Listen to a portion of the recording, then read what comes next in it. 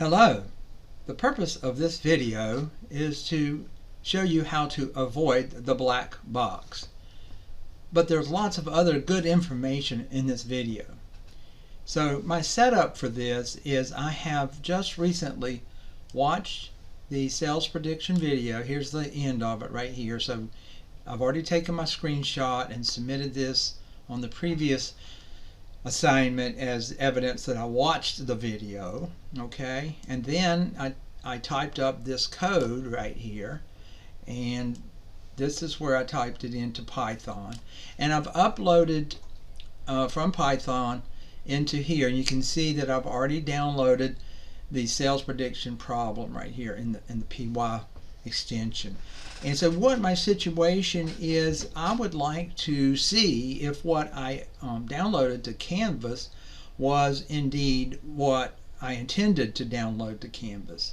So I'm going to begin by clicking this to take it from Canvas back to my computer. So I'm going to click that, and down here at the bottom you can see that your computer system may consider a .py file dangerous, but we're programmers now, so we're going to keep this file. Okay, so I've got the file out here on my hard drive, and it's in this folder right here, the sales prediction problem. Now what happens is, because the sales prediction problem has an input statement in it, it'll wait. But let me show you what happened. This little hello world program, when I double click it, you can see a black box came up and it went away real fast. And in fact, it was so fast the video might not even captured it. Now it's been cached, and when I do it, it does it again so fast you can't even see it. And on fast computers, you can't even tell anything's happening. But on slower computers, or if you have an input statement like this particular program does, the sales prediction problem, let's run this one and we'll see that, okay, now we're getting a black box here, and we're going to enter $10,000 here to check our code, and boom, it went away. You're like, oh, what happened? And okay, so let's talk about that a little bit and how to get around that. That's the purpose of this video. Okay, so what I want to do is I want to show you that when you install Python by default, I'm going to open up, this is actually Windows 11 I'm working on. I'm going to open up all apps, and then I'm going to scroll down, and I'm looking for Python. I want to just talk about this a little bit. Okay, let's see here. Alright, here we go. So on this particular machine, I've got Python right here installed, and I'm going to open the drop down. Okay, by default, when you're double clicking, so this is not the icon that you want, but by default that's what it's running in, because that's the default behavior for a Python installation, is to run in the command prompt. But we don't teach it that way in this class. We teach it from here. And so what's happening when you're double clicking those files, they're running into here. So to prevent that, you've got a couple of choices, and I'm going to go over both of those choices. But this is the way we want and need to run it for this class with idle. And I've put the idle icon out on my desktop right here. You can see the idle icon is located right here on my desktop, and I've changed my background to blue. Okay, so now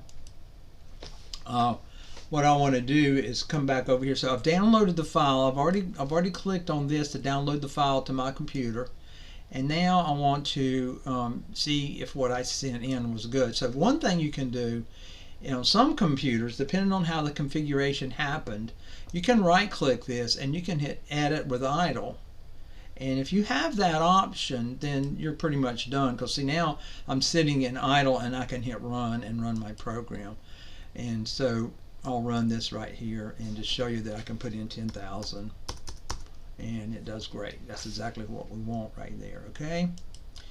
But if you don't have that, what you have to do, if you don't have that when you right click, if you don't have this edit with idle, then you have to go through another step. Okay, so in those cases, you've downloaded it, you know where you downloaded it to, that's important, and you want to drop out here to idle. So I'm going to go out here and drop out here to idle. Okay, so out here in idle, so I've done this by either going to the the menu and choosing all apps and found it that way, or I have an icon on my desktop which I'm going to double click.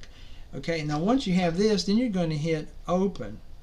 So we're going to open the file. Okay, and so I'm going to open the file. I'm going to have to look for that file and see if it's in here. There it is. So this is where it downloaded to, and I open it. So basically what I did there was open idle first, and then go find the file where you downloaded it and open it that way. That way you're opening it with idle, IDLE right here. That's what we're talking about.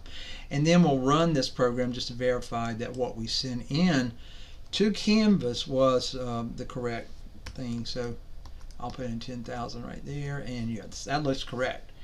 And so now I feel better, because now I can feel confident that what I submitted to the teacher for this exercise was exactly what I was to have submitted, which is the sales prediction problem that runs the way it just ran.